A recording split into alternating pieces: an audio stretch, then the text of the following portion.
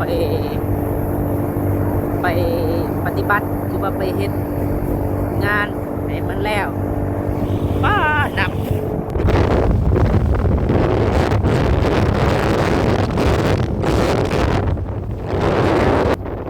ไปเฮ็ดงานก็คืองานที่บอกคนได้ทำน้ำมูล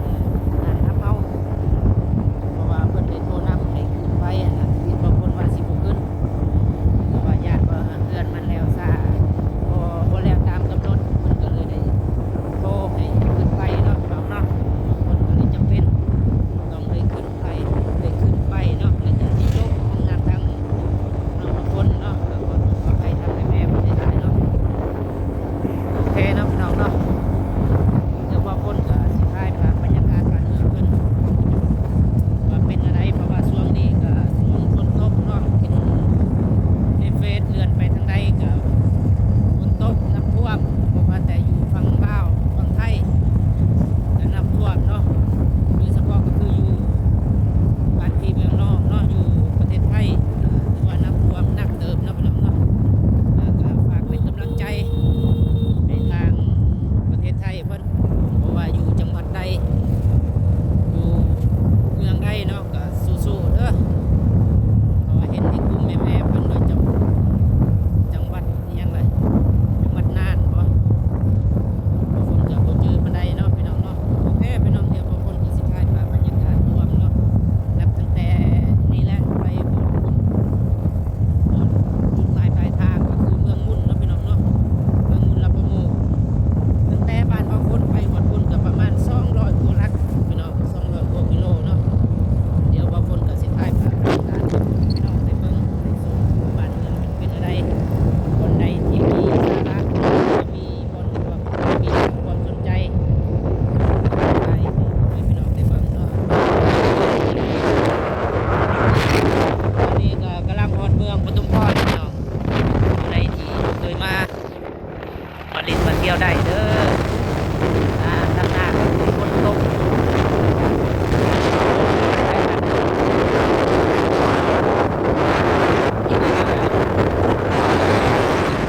ว่าที่ว่าน้ำท่วมเนาะพี่น้องครับเมืองปทุมพรเนาะน้ำท่วมให้ท่วมนาเนาะพี่น้องเนาะคนละปูคนติดกันโอเคพี่น้องตอนนี้กำลังหอดตัวเมืองเนาะตัวเมืองปทุมพร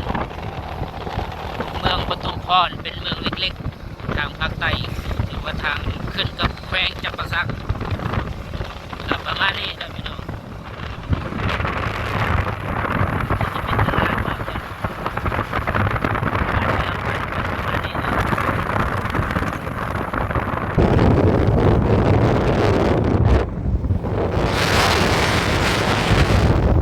เดินทางต่ออีกประมาณ70กิโลพี่น้อง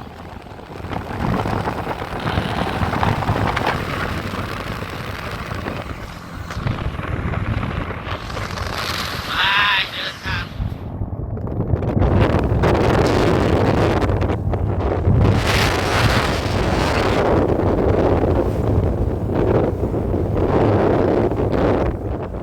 ว่าน้ำท่วมทุ่งไร่ทุ่งนาเนาะทางยังจากบ้านเฮา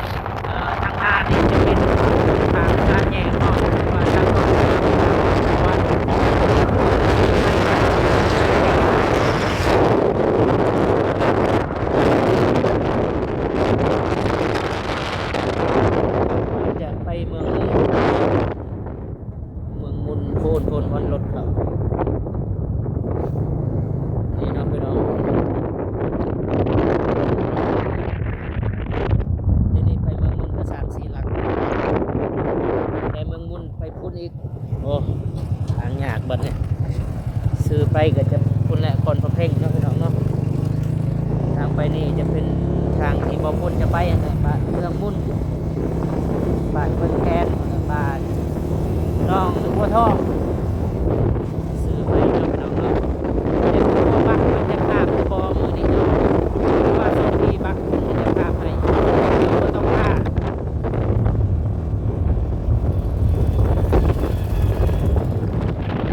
พี่น้องเดินทางต่อท่านฮอดเถื่อนพี่น้องเนาะบ่เห็นบักน่าจะข้ามไปเบื้องพุ่นแหละบักก็ได้จอดถ่าย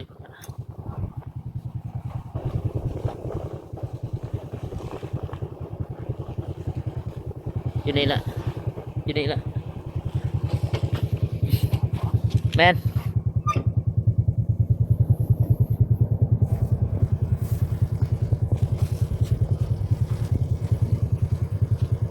บริขี่บักมาเนี่ยขี่เหือเอาบักบอยู่ บุเคยขี่เหือที่บกะขี่บ่ขี่ด้วยจะเป็น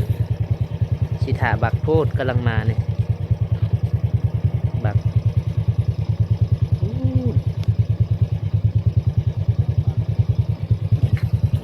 จังหวะเนี่ยจังหวะแล้ว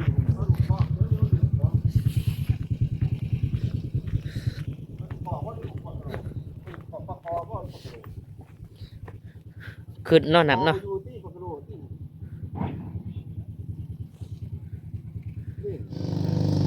ไปที่คนน่ะบริขี่บักได้เหมือนเนี่ยขี่บักน้อยเท่าไรไอ้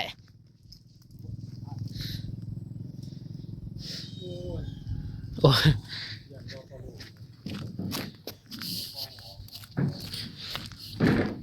60,000เนาะขามแต่นี่เป็นคนโอ้ไป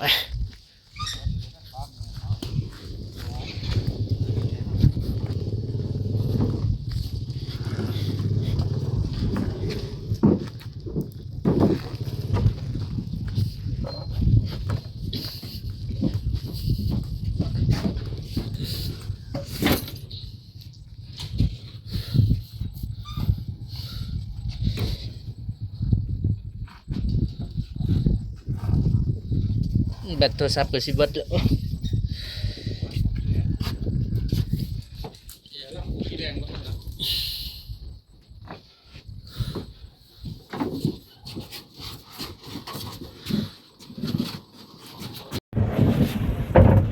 มื่อนี้ขี่บักหน่อยเนาะครั้งแรกในชีวิตเลยบักหยาดเนี่ย เพราะว่านับมันอะไรที่เราทำแน่ท่านสิท่าบักก็พูดชั่วโมงพอละ60ก็ประมาณเท่าไรเด้50 90ประมาณ90 บาท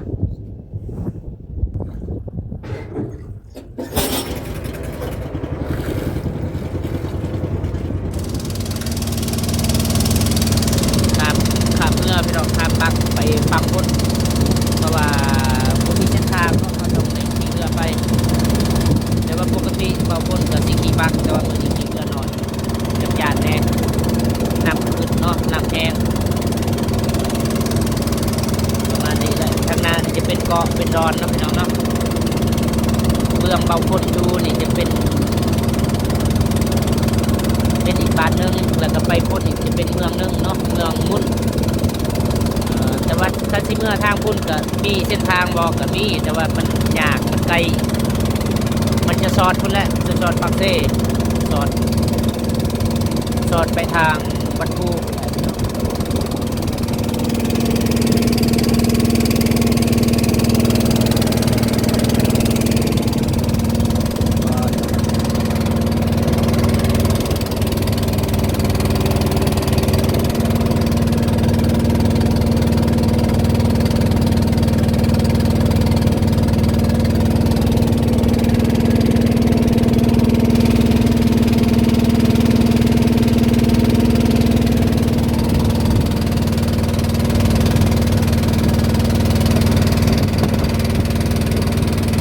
คืน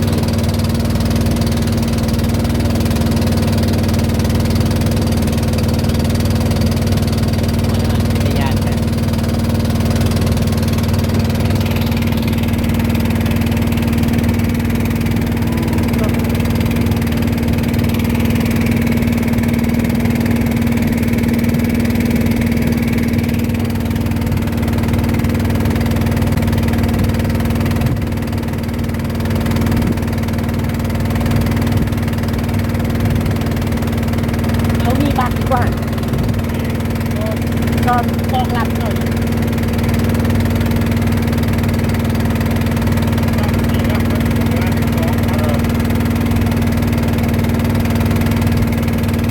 แสดงว่ารับทีเดียวจอดไปซื้อเนาะ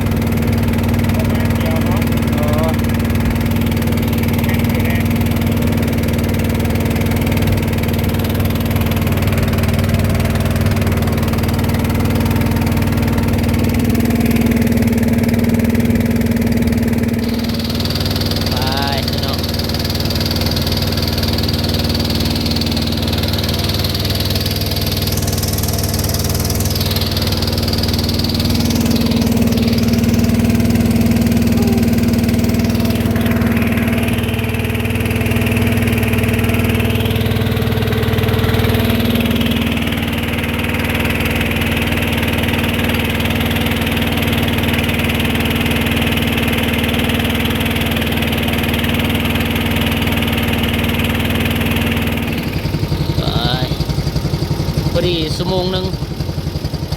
ขามตั้งแต่ปุ่นมาหอดฟังนี่เนาะฮะแน่ก่อนแต่นี่ไปพุ่นประมาณ20ปลายหรือว่า30ประมาณ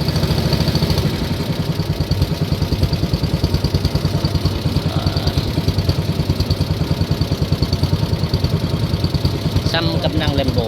บัก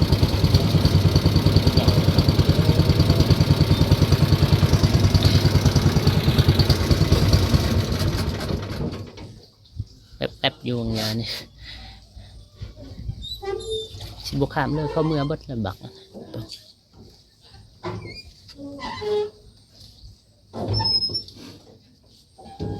เกาเนาะบักโอ้ย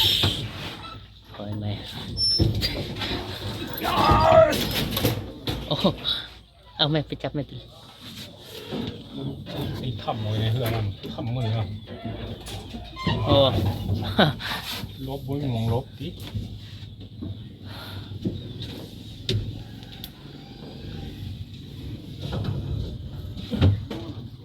โอ้เผื่อ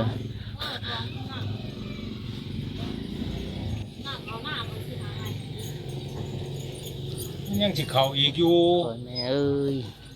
มันยังบ่ทันได้ถอยอยู่ เจ็บพอจะบ่มันให้60สิม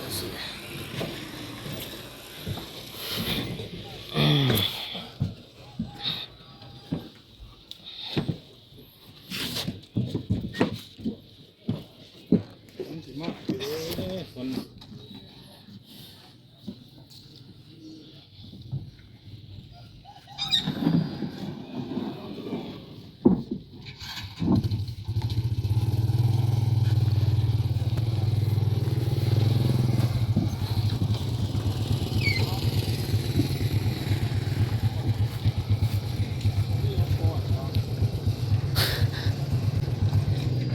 อันใดเดี๋ยวโอนใส่ผู้นั้นเจ้าก็เอาน้ำผู้นั้นฮะบ่ลองไปโอนอยู่หานี่บ่ แปลงล่างฝนตกพอดีกินมาแวะซื้อของกินเลยนะพี่น้องเนาะมาแวะซื้อของกินอยู่ตลาดเมืองมุนพี่น้องเนาะพอดีฝนก็ตกลงจากบักหรือว่าลงจากเรือก็พอดีฝนตกเลยพอดีเปลี่ยนชุดบาดนะชุดกันฝนนี่เนาะภาพบรรยากาศอยู่ตลาดเมืองยังตุลีเมืองมุนเราประโมกเนาะที่ซื้อของกินเป็นและเป็นตอนทีมงานแต่ประมาณนี้เนาะพี่น้องเนาะฝนตกอยู่ ฝนตกทั่วประเทศบ่ทั่วโลกมาจากฝั่งไทยก็ตกฝั่งลาวนี่ก็ตกหนักเติบ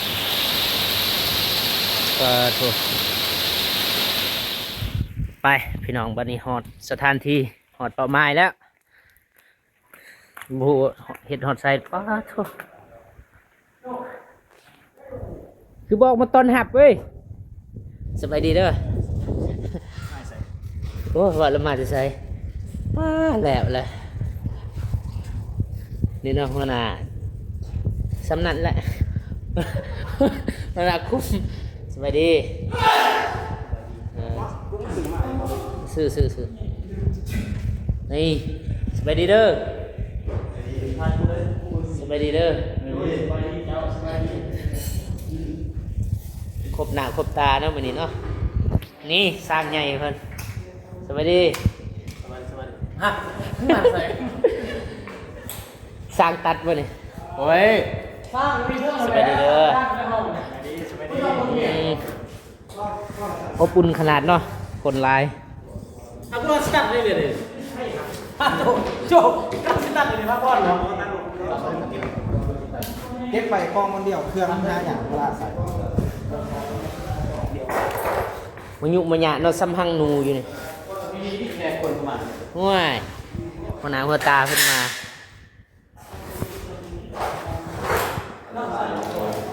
นี่สร้างยิงเนาะนี่ยิงน็อตบ่ถึกสหายกี่คำนี่สหายจริงสหายซ้อมเนาะนี่เนาะสหายวันสหายโจอุดมคติวงกฎจิตตั้งตรงสหายจงนำแหงแซงพายุแกมันทราบป่ะอีกผู้หนึ่งนะบริใส่เสือก็เลยบทท้าย